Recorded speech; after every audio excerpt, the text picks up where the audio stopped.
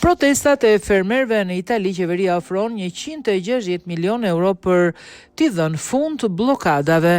Kryeministri grek Kyriakos Mitsotakis ka njoftuar një paketë mbështetje prej 160 milion eurosh për fermerët me qëllim zhbllokimin e rrugëve të bllokuara nga protestat dhe uljen e tensioneve në sektorin bujqësor.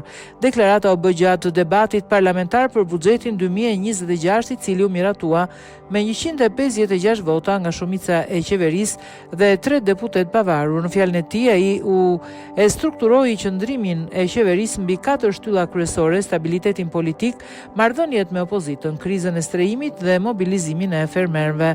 Ai theksoi se stabiliteti politik dhe demokratik përbën një avantazh kombëtar të paprekshëm, ndërsa kritikoi opozitën për qasjen ndaj politikave bujqësore.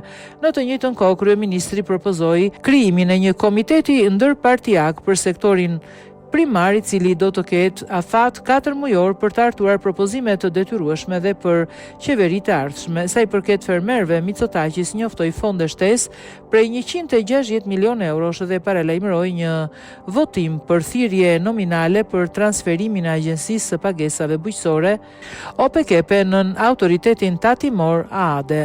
Gjatë debatit, kryeministri përdori tone tash prandaj kundërshtarëve politik, duke i akuzuar për shkëputje nga realiteti dhe sjellje jo produktive për vendin, ndërsa kritikoi drejt për drejt edhe kreun e PASOK-ut Androulakis.